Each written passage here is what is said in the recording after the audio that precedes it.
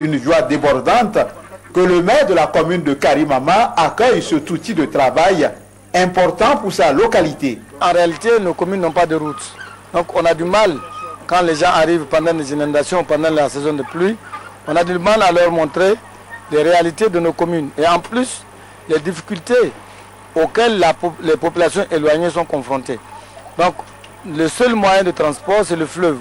Or, sur le fleuve, nous n'avons que des bateaux en morceaux de bois qui ne sont pas adaptés pour le transport des officiels. Et ce bateau va nous permettre à la fois de faire la surveillance des frontières et en même temps de faire le transport des officiels dans les différents recoins de nos communes sur le fleuve Niger. Avec ce bateau, les différentes îles appartenant au Bénin et situées sur le fleuve Niger seront désormais mieux sécurisées et plus proches de leurs communes. Les frontières fluviales du Nord ne seront plus poreuses, vu que le bateau qui sera baptisé Irkurumene, ce qui signifie en langue d'Indi, la chose de tout le monde, dispose d'une puissance nécessaire pour rallier deux points. Mais avant la remise du bateau à la base fluviale, un essai a été organisé sur le fleuve Niger, essai qui s'est révélé concluant, comme nous l'explique l'un des responsables de la mission. Les essais sont concluants. On a poussé les moteurs à plus de 30 nœuds, à plus de 60 km à l'heure. On a tourné là-bas à droite, là-bas à gauche. À près de 20 nœuds. L'entretien quotidien se fera par les éléments qui sont sur place. Par contre, pour les révisions, il y aura forcément les éléments du service technique des forces navales qui descendront de temps en temps. C'est un geste salutaire, un grand pas vers le désenclavement de la commune de Karimama qui vient d'être réalisé. Ceci pour le bonheur de milliers de personnes qui attendaient cela depuis fort longtemps. Évaluer à mi-parcours le déroulement de la troisième phase de réalisation de la LEPI dans la commune de Boycon, c'est l'objectif d'une rencontre initiée par le maire avec ses conseillers, les responsables chargés de l'enregistrement des données biométriques et les chefs quartiers de village.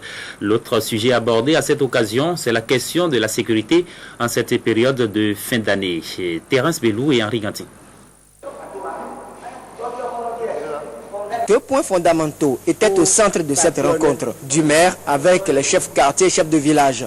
La sécurité des populations en cette veille des fêtes de fin d'année où les hors-la-loi traqués dans les autres villes trouvent refuge à Boycon et les difficultés que rencontrent ces élus à la base pour la liste électorale permanente informatisée en présence des forces de l'ordre.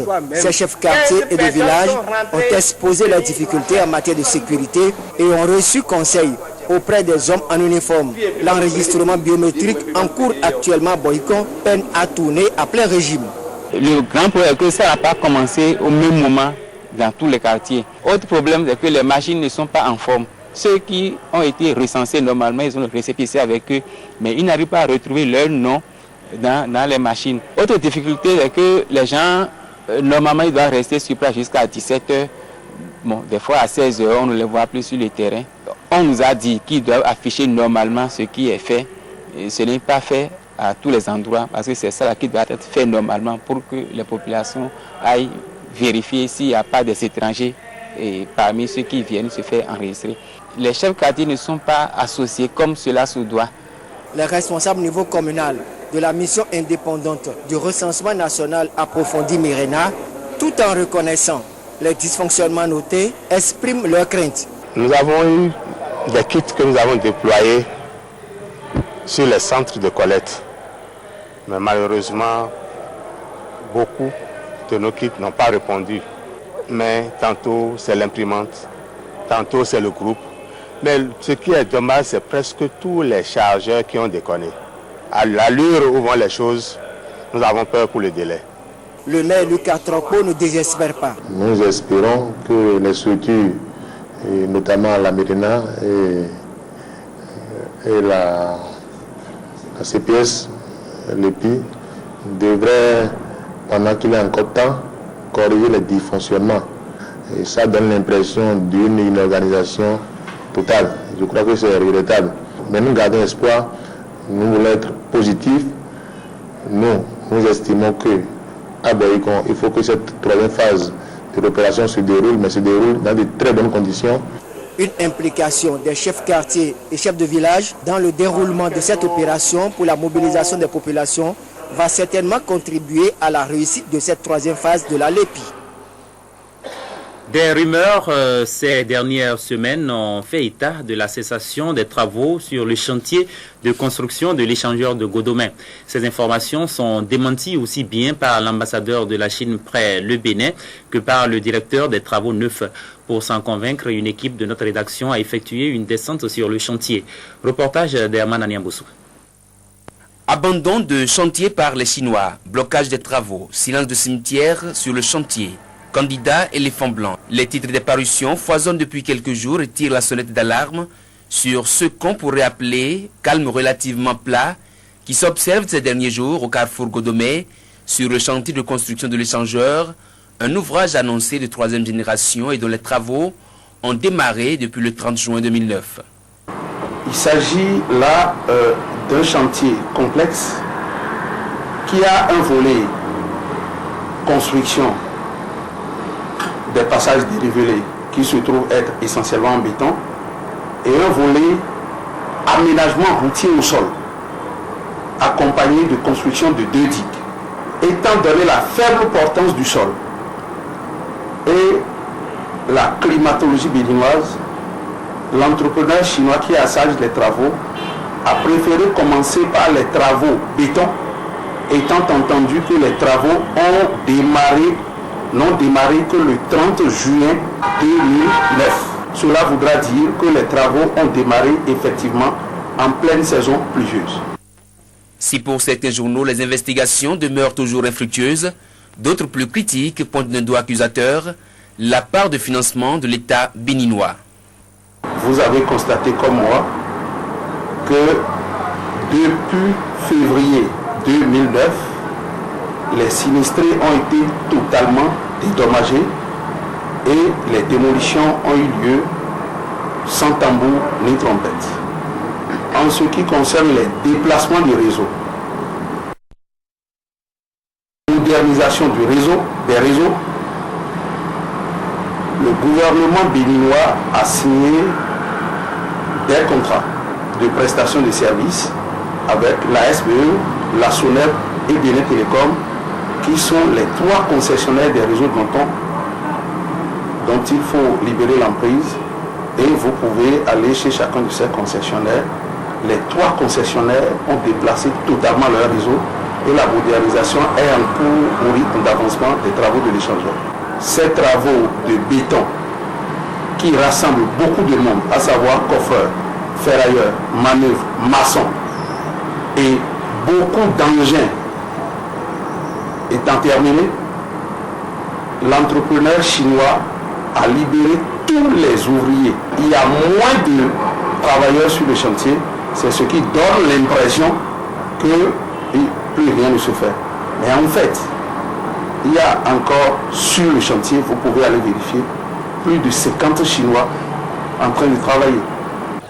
Et nous voici sur le chantier ce mercredi 23 novembre pour le constat. Une équipe mixte sino-béninoise à l'œuvre. Les bruits assourdissants des gros engins et d'outils de travail ont repris du terrain, donnant plutôt l'impression que les travaux, même s'ils n'avaient pas été interrompus, gagnent en ampleur. Vous auriez constaté que du côté de Calavi, l'entreprise chinoise a commencé la digue, qui est un grand remblai qui se fait, mais à une épaisseur de 20 cm. C'est véritablement un travail de fourmi.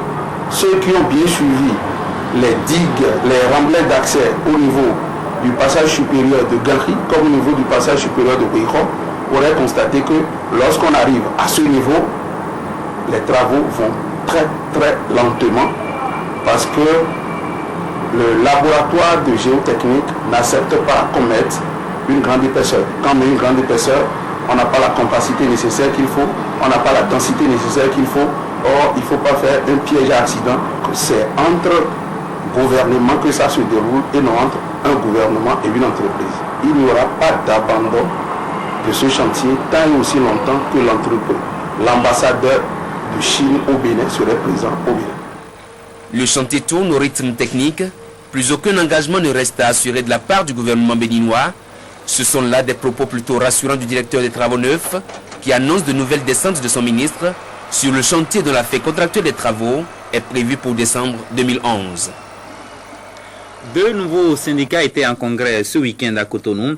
Il s'agit du SINAPROTIC, syndicat national des professionnels du tissage et de la couture, et du SINAPROZEB, syndicat national pour la promotion des conducteurs de taxi moto Zémia.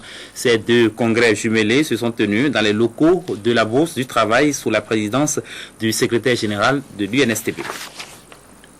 Un nouveau syndicat des travailleurs de l'industrie béninoise du bois, IBBSA, naît des cendres du Centra ONAB après la privatisation de l'ONAB. Selon les responsables de ce nouveau creuset, cette privatisation ne s'est pas faite sans conséquence sur les conditions du personnel. Imet Hélène Amoussou et Deompévi.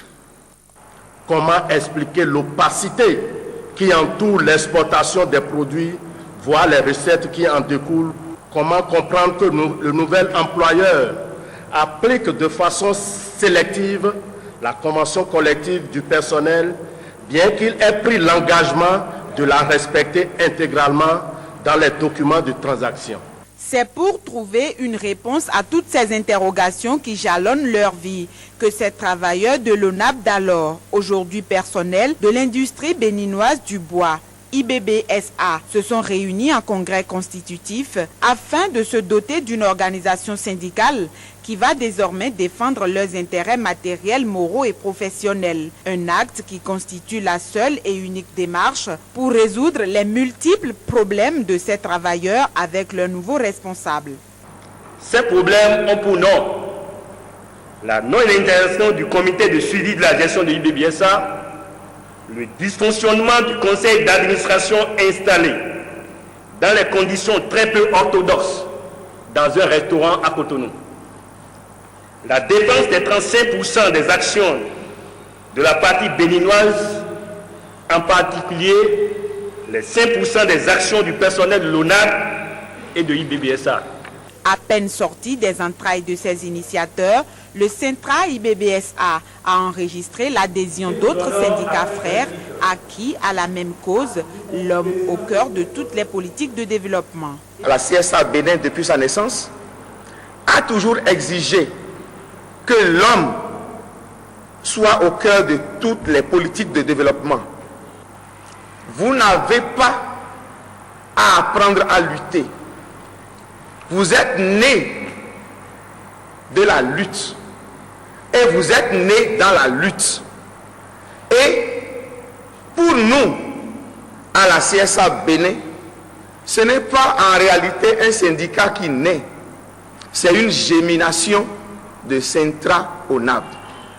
Et ensemble, avec Centra ONAB, vous devez vous donner la main.